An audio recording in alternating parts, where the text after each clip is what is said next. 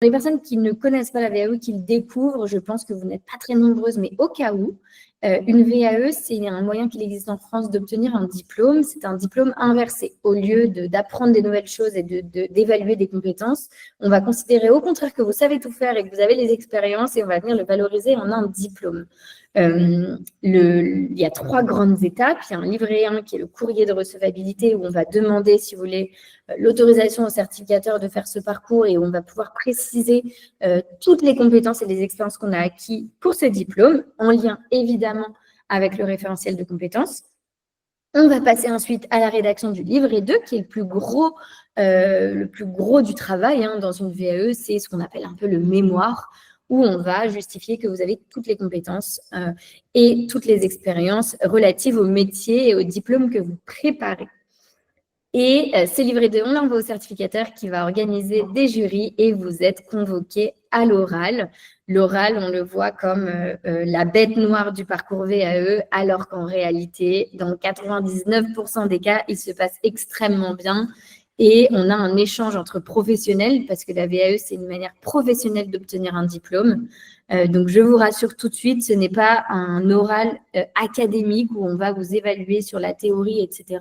On va vous demander de parler de vous, des expériences et des compétences que vous avez acquis, des situations professionnelles que vous avez rencontrées. Et vous allez avoir en face de vous des professionnels également. Les membres du jury, il peut y en avoir entre 1 et 4. Normalement, c'est autour de 3-4. Pour la composition du jury, je ne peux pas vous dire exactement de qui sera composé, puisque ça peut être toute personne qui est liée au référentiel de compétences, c'est-à-dire qu'au CAP, on peut très bien avoir une professeure de français, puisque la compétence, il y a tout un bloc sur le français, et on peut avoir pour le diplôme d'AP, par exemple, aussi bien une infirmière qu'une professionnelle en crèche. Voilà, donc tout, en fait, c'est l'ensemble des métiers avec lesquels elle peut être en interaction le diplôme qui est préparé. Une fois que vous recevez cette convocation, vous avez sûrement préparé l'oral avec votre accompagnateur. Si vous êtes en autonomie, vous avez regardé un peu toutes ces informations, etc. Et vous vous préparez à l'ensemble des possibles questions que peut vous demander le jury. Il faut savoir qu'à l'issue de cet atelier, vous n'aurez pas la liste exhaustive de toutes les questions qu'on peut vous poser. Pas du tout. Il n'y a pas de liste exhaustive des questions qu'on peut vous poser, puisqu'en fait, ça dépend de vos expériences, de vos compétences, de votre livret, des situations que vous avez choisies, des jurys que vous avez en face. En tout cas, nous, on a essayé de résumer un peu des questions récurrentes qu'on voyait et surtout qui étaient liées au référentiel de compétences. Donc, ne partez pas de cet atelier en disant « ça y est, c'est seulement ces questions qu'on peut me poser ». Pas du tout, il peut se passer plein de choses, mais sachez toujours qu'il y a une règle qui ne changera pas. Les questions du jury peuvent être posées soit sur ce que vous avez écrit dans votre livret, soit sur le référentiel de compétences et le lien avec vos expériences. Le livret, normalement, est lu par le jury, en effet. Il y a eu, je pense, très peu de cas où le livret n'avait pas été lu. Cependant, normalement, ils ont la règle, entre guillemets, qu'un membre du jury l'ait lu. Voilà, je ne peux pas vous confirmer à 100% que cette règle est respectée, mais en tout cas, ils sont censés l'avoir lu, en effet, et ils sont censés même avoir préparé des questions à vous poser en amont, des questions qui, par exemple, n'étaient pas forcément claires dans le livret et qui veulent spécifier à l'oral. Il faut savoir, et nous, c'est ce qu'on dit très souvent à nos candidats, on peut avoir un mauvais livret, mais un très bon oral, et on aura le diplôme. On peut avoir un très bon livret, mais un mauvais oral, on n'a pas le diplôme. Pourquoi? Parce qu'en fait, si on n'est pas capable d'expliquer son livret, de prouver que c'est bien nous, de justifier les situations professionnelles, etc., c'est plus compliqué. Je viens de voir une question sur qu'est-ce qu'on peut nous poser pour la VAE d'auxiliaire. Encore une fois, je ne pourrais pas répondre à ces questions en détail, dans le sens où il y a autant de jurys et de questions possibles que de situations professionnelles, que d'expériences que vous avez. Donc, du coup, je vais vous donner quelques exemples de types de questions. Et avant ça, je vous rappelle comment se déroule un oral. Vous êtes du coup convoqué. Il faut se rendre avant l'heure de convocation avec votre convocation, votre pièce d'identité et des exemplaires de livret imprimés. Pourquoi? Pour avoir en support si vous en avez besoin et pour le donner aux membres du jury. Ce n'est pas obligatoire d'en amener 2. Nous, c'est ce qu'on conseille à nos candidats. Vous arrivez du coup, vous êtes convoqué souvent dans une maison d'examen, c'est majoritairement, ils essayent à côté de chez vous, mais ça peut être jusqu'à 1h30 de chez vous, on a déjà eu le cas. Vous arrivez au centre d'examen et vous allez ensuite vous présenter devant le jury. Pour celles et ceux qui sont accompagnés, vous savez que l'oral commence par une présentation personnelle où vous allez présenter votre parcours, votre projet professionnel, ce que vous avez fait, etc. Vous présentez-vous en tant que personne et la raison pour laquelle vous faites ce projet et que vous prévoyez de passer ce diplôme. Cette présentation personnelle introduit, si vous voulez, l'oral et après, il y a les questions-réponses. La présentation personnelle, elle ne doit pas avoir une durée, elle doit être courte. De temps en temps, des jurys coupent au bout de 3, 4, 5 minutes, ça dépend. On vous conseille court, c'est quelque chose que vous allez préparer avec votre accompagnatrice pour aller directement vers l'essentiel et de pouvoir présenter les points clés. Voilà, encore une fois, le jury, de temps en temps, coupe les présentations s'ils considèrent que ça dépasse leur temps qu'ils avaient prévu, mais il n'y a pas de règles, en fait, de minutes à respecter. La présentation, vous devez présenter-vous en tant que personne, ce que vous avez fait, votre parcours dans la petite enfance et le projet professionnel. On passe directement aux questions lorsqu'on va débuter l'oral. Encore une fois, ce n'est pas parce qu'on l'a mis là que ça commence obligatoirement comme ça. C'est des questions qu'on a repérées et que nos accompagnatrices, qui sont elles-mêmes jury de VAE, ont pu détecter elles aussi lorsqu'elles étaient jury. Pourquoi avoir choisi la VAE pour valider votre diplôme? Donc ça, c'est une question à préparer. Ils vont essayer de comprendre la motivation qui vous a amené là et le parcours. Voilà, donc nous, on vous a donné des astuces, de faire reconnaître les compétences, de pouvoir évoluer, pouvoir avoir de nouvelles opportunités. Ça, c'est à vous de trouver la réponse. Je ne donnerai pas de réponse ici dans cet atelier. Je vous donnerai des conseils. Et je vous donnerai l'objectif que le jury cherche à valider. Quels sont vos projets professionnels à l'avenir? Alors, on pourrait résumer ça, c'est pourquoi avez-vous passé ce diplôme? Quel est le projet derrière ce diplôme? Il n'y a pas besoin forcément de vouloir changer de métier, de vouloir changer de structure, pas du tout. La motivation première, d'ailleurs, on l'observe chez nos candidats, c'est une valorisation personnelle. Donc là, ils veulent savoir si vous avez un plan de carrière ou pas. Si vous vouliez, et donc nous, en conseil, on vous conseille de parler de votre souhait d'évoluer en lien avec les compétences et les expériences que vous avez acquis. Ça, c'est dans l'idée où vous avez un projet professionnel précis avec ce diplôme. Si vous n'en avez pas, vous le faites pour vous et c'est déjà la meilleure des motivations. Quelles sont les missions dans votre métier et les compétences associées? Donc là, on va vous demander en sous-jacent le référentiel de compétences, comment vous avez lié les expériences et ce que vous avez acquis par rapport aux compétences que vous avez dans votre métier et surtout par rapport au référentiel de compétences. Vérifiez si vous maîtrisez bien votre rôle et les exigences métiers. Là, on doit savoir que vous connaissez bien le métier d'AP, par exemple, si on est sur le métier d'AP ou sur un CAP ou sur EJE, et de pouvoir le lier avec le référentiel.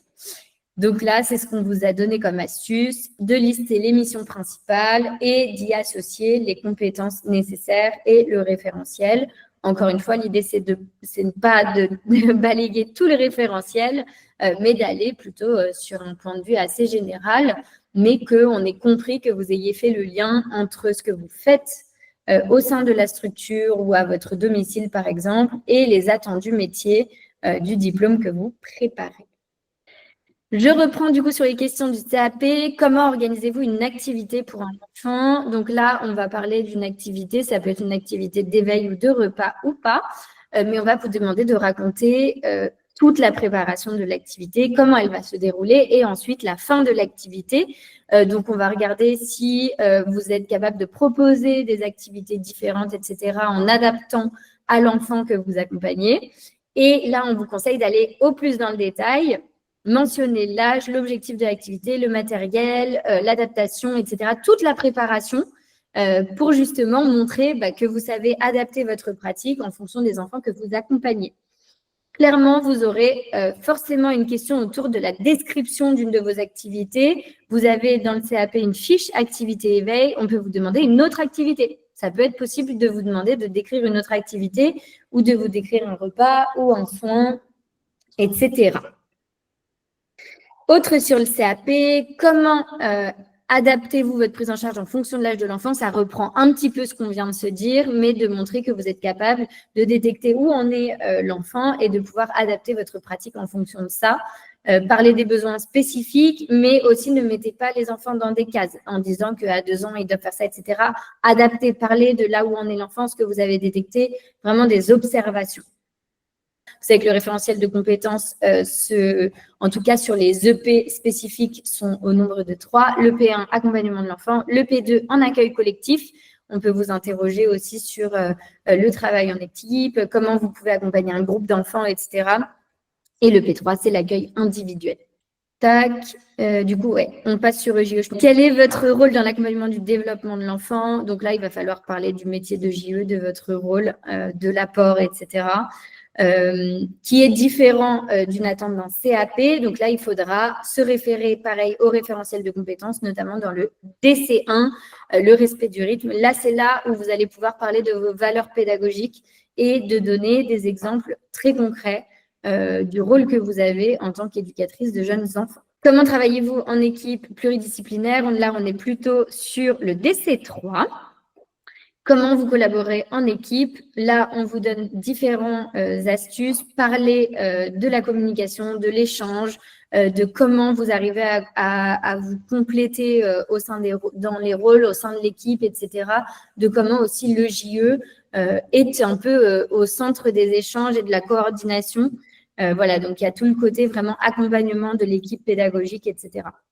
Lorsque vous êtes en structure, pareil, lorsque vous avez créé une MAM, par exemple, etc.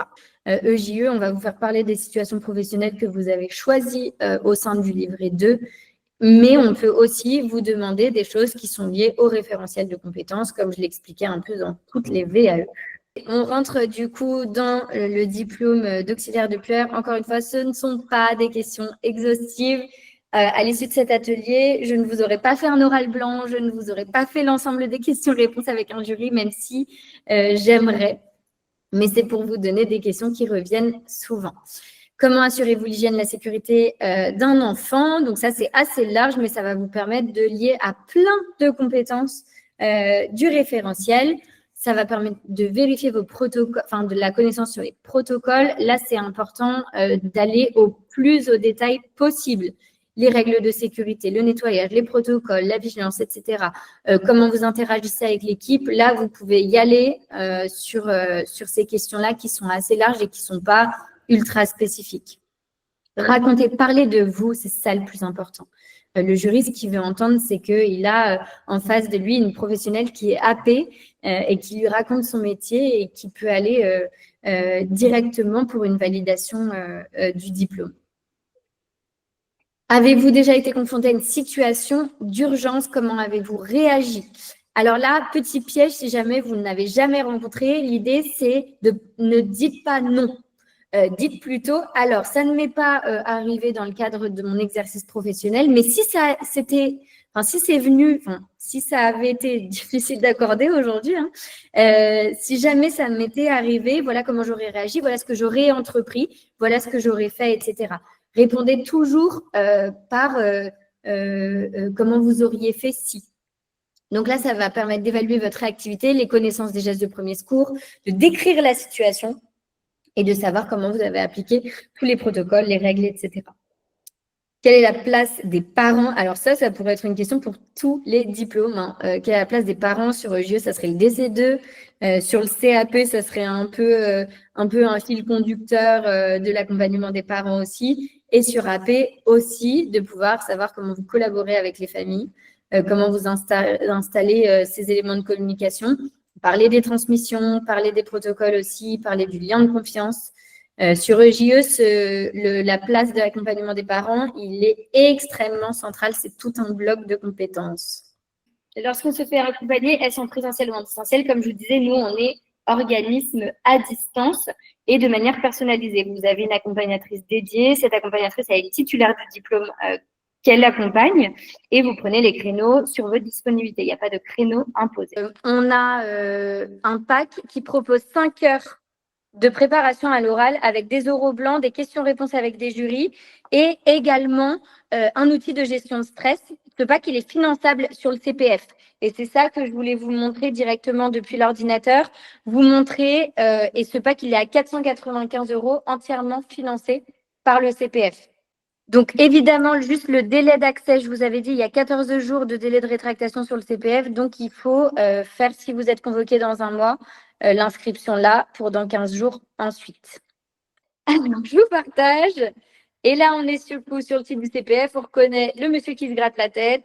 On tape gazouillis. On met à distance puisque nous sommes organisme à distance. Et vous avez nos parcours. Donc, comme vous voyez, il y en a sans AFGSU et ceux avec AFGSU. Et pour la prépa orale, c'est celui-ci. Vous pouvez le mettre en favori. Voilà, il faut se connecter pour le mettre en favori. Et ensuite, directement, hop, oui, mais si par exemple, je vous montre un peu comment s'inscrire, on a du coup là, ici, le parcours de 5 heures. Vous allez pouvoir demander un devis à l'organisme Gazouillis. Vous allez devoir vous identifier avec France Connect Plus. Identité numérique La Poste, ça, c'est une démarche que vous devrez faire en amont. Vous mettez votre numéro. Ça vous demande une demande d'authentification sur votre téléphone. Tac, je la valide et vous allez voir que directement, on arrive sur mon espace. Et après, je fais une demande de devis qui est adressée directement à Gazouillis. Alors moi, si je continue et que j'envoie ma demande, l'équipe va rien comprendre pourquoi Salomé fait une prépa orale. Mais voilà, vous envoyez directement votre demande de devis, vous avez toutes vos infos. Vous n'oubliez pas de remplir l'objectif. Bon, moi, ça c'est pour leur statistique, donc vraiment pas de disposition. Et vous envoyez. Bon, là, encore une fois, je vais m'arrêter ici pour l'envoi de devis.